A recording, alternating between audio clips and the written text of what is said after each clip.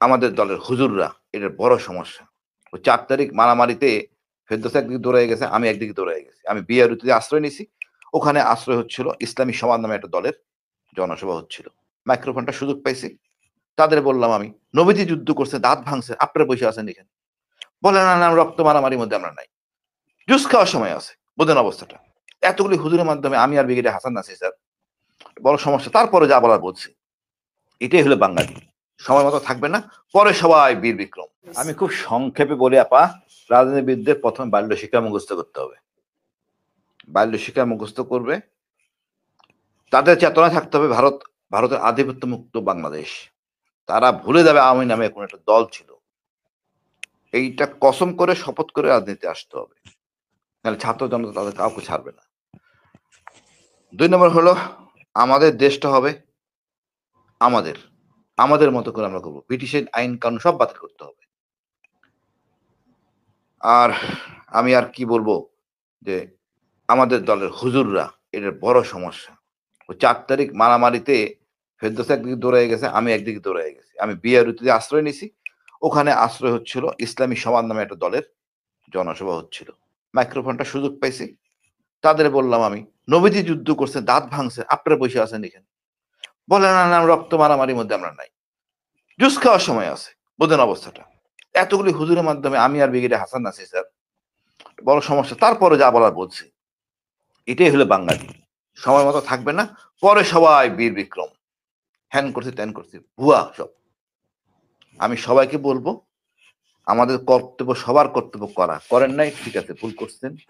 যারা করতে পারবে তাকে করতে দেন। ছাত্ররাই আমার কাজ করুক, তার বড় জ্ঞান, তার ভালো জানে, তারাই দেশ চালাক না। বুড়োরা রেস্ট করি, মাঝে মাঝে ২টা কলম লিখি, গল্প খেলেন, কলম পত্রিকায় লেখালেখি করেন। That should be enough. Young ছেলেরা চালাক, ইনশাল্লাহ ভালো করবে। ডক্টর ইউনূস আমাদের গর্ব। উনি সত্যিকারই উনি আন্তর্জাতিক পর্যায়ে বাংলাদেশকে নিতে পারবেন, আমি মনে করি।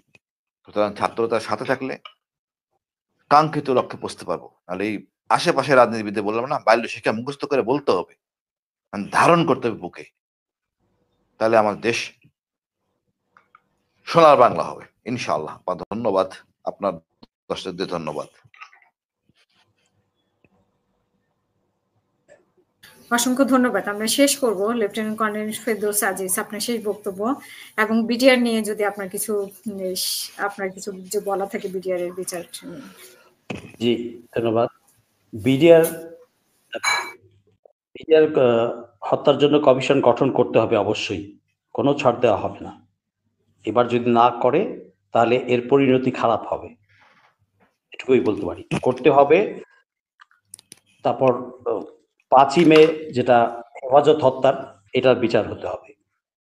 ইসকন ব্যান করতে হবে।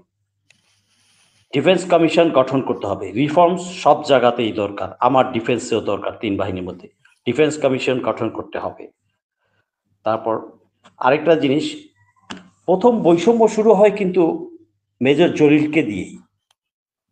সব সেক্টর কমান্ডার বীরুত্তম খেতাব পেয়েছেন, কিন্তু মেজর জলিলকে দেওয়া হয়নি। কারণ ১০০ ট্রাক বা তারও অধিক ট্রাক কনভয় করে এদের পাকিস্তানিদের রেখে যাওয়া সকল অস্ত্র, গাড়ি এগুলা নিয়ে যাওয়া হয়েছে। পাকিস্তান ২৪ বছরে যা লুটপাট না করেছে, ওই ৩ মাস বা ৪ মাস বা ৬ মাস অধিক এই সময়টা ছিল ইন্ডিয়ান আর্মি ৭১ যুদ্ধের পরে, স্বাধীনতা যুদ্ধের পরে তারা যা লুট করে নিয়ে গেছে তার চেয়ে বহুগুণ বেশি নিয়ে গেছে। এটা এই জেনারেশন জানে না, এটা জানে না। তো মেজর জলিল ওইটাই বাধা দিচ্ছিলেন, সেজন্য তাকে ওই পারের আদেশেই তখন শেখ মুজিবুর রহমান তাকে সেটা দেন নাই। এবং ওই অঞ্চল থেকে উনি ছিলেন খুবই জনপ্রিয় নেতা। লোকজন, ওই দক্ষিণাঞ্চলের লোকজন বলতো জলিল মেজর, জলিল মেজর, তাকে চিনতই সাধারণ লোক জলিল, এবং জনযুদ্ধের নেতা। এবং তার ৩৫তম মৃত্যুবার্ষিকী অনুষ্ঠানে আমি ছিলাম প্রেস ক্লাবে এই কয়েকদিন আগে। কত ১৯শে নভেম্বর ছিল অনুষ্ঠানটা, ৩ দিন পরে ১৯শে ডিসেম্বর মানে অনুষ্ঠানটা হওয়ার কথা, তার কয়েকদিন পরে হয়েছে। ১৯শে নভেম্বরে তার ৩ দিন পরে হয়েছে, ২২ তারিখ বা ২৩ তারিখ। আমি ছিলাম সেখানে হাজির। তাকে তো বঞ্চিত করা হয়েছে। বৈষম্য তো ওখান থেকেই শুরু হয়েছে। তাকে আমি এই সরকারের কাছে আবেদন জানাবো মরণোত্তর বীর উত্তম খেতাব তাকে দেওয়ার জন্য, এবং দরকার হলে না, বরিশাল অঞ্চলে বরিশাল এয়ারপোর্টটা তার নামে নামকরণ করা হোক, তার নামে নামকরণ করা হোক। এবং একই সাথে গোপালগঞ্জ জেলা নাম বাদ, নাম জলিল জেলা। এই নামে নামে জমেটান একটা কথা আছে, এই চরিত্র পরিবর্তন হবে না নাম পরিবর্তন না হলে। নামের সাথে একটা চরিত্রের একটা প্রভাব আছে, নাম পরিবর্তন করতে হবে। আচ্ছা, আরেকটা হচ্ছে যে এই গুম খুনের সাথে গত 16 বছর যারাই জড়িত ছিল তাদের সকলকে আইনের আওতায় আনতে হবে। সে আমার বাপ হোক আর ভাই হোক, আমার জাত ভাই হোক। কারা জড়িত ছিল? জড়িত ছিল তো এই পারে যারা জড়িত ছিল কারা? আইন শৃঙ্খলা বাহিনী, পুলিশ, র্যাব, তারপর ডিজিএফআই, এনএসআই, এরাই তো জড়িত ছিল। কারো রাষ্ট্রে কি আর কারো অধিকার আছে কাউকে গুম করার এভাবে একটার পর একটা সিরিয়াল কিলিং? তো এই এদের আমরা আর চাই না, আর আয়নাঘর চাই না, আর কোনো টর্চার সেল চাই না, আর কোনো গুম খুন চাই না এদেশে। এই দেশ সামনের দিকে এগিয়ে যাবে, এটাই আমরা চাই। এই দেশ যারা আগামীতে রাজনীতি করতে আসবেন, যাদের পেশা, আজকাল তো রাজনীতি হয়ে গেছে পেশা, নেশা না, এটা পেশা। আগের দিনে রাজনীতিবিদরা নিজের পয়সা খরচ করে রাজনীতি করতেন, আর এখন আসে মাল কামাইতে আসে। ভালো লোক রাজনীতিতে আসুক, আর দলের নেতা নেতৃত্বের প্রাথমিক দায়িত্ব ভালো লোকদেরকে জায়গা করে দেওয়া। কারণ ওই নিচের দুষ্ট লোকগুলো তো কোনোই মারে সরাতে, ভালো লোক এই জন্য আসে না, কারণ কালচারটা খারাপ। রাজনীতির এদেশে কালচারটা খারাপ, এটাকে ভালো করতে হবে। আমরা সবাই বলি যে রাজনৈতিক সংস্কৃতি ভালো হোক, কিন্তু কেউ তো আগে আসে না। আগে আসবে, ভদ্রলোকরা আগে আসবে, ভালো লোকরা আসবে, সৎ লোকরা আগে আসবে। আপনি ইলেকশন ক্রাইটেরিয়াতে এই টাকার খেলা বন্ধ করেন, ইলেকশনটা পরে আসবে, ভবিষ্যতে কথা বলা যাবে। বাট গুম খুনের সাথে যারা জড়িত তাদেরকে কোনোভাবেই ছাড় দেওয়া যাবে না। আর ব্যক্তির দায় প্রতিষ্ঠান কেন নিবে? ব্যক্তির দায় প্রতিষ্ঠান নিতে পারে না, তাহলে প্রতিষ্ঠানকেও বিচার করতে হবে।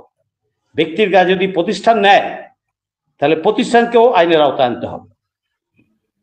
আমি চাই যে এই কাজগুলা করুক, এবং প্রয়োজনে আমি ডক্টর ইউনূসকে শ্রদ্ধার সাথে সবিনয়ে অনুরোধ জানাবো, আপনি দরকার হলে আপনার কলেবর আরো বৃদ্ধি করেন এবং দক্ষ লোক লাগান, যোগ্য কট্টর দেশপ্রেমিক সৎ লোক নিয়োগ দেন, উপদেষ্টা মন্ডলীর মধ্যে আপনি পরিবর্তন আনুন, গতিশীল করুন।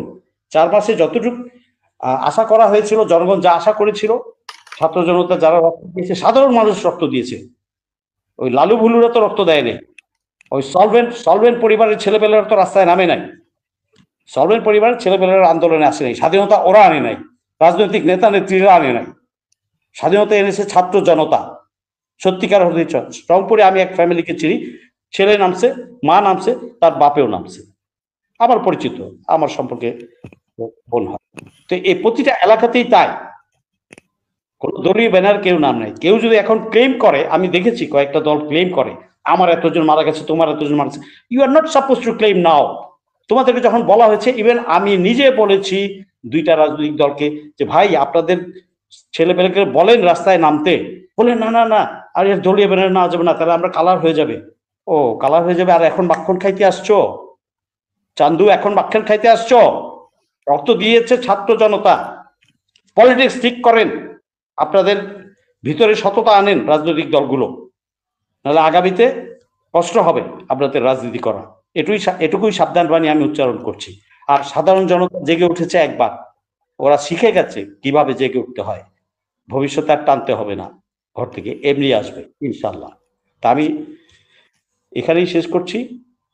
আমি যে আশা ব্যক্ত করেছি সরকারের কাছে যে এই কমিশনগুলো গঠন করতে হবে এবং বিচার করতে হবে, আইনের শাসন প্রতিষ্ঠা করতে হবে।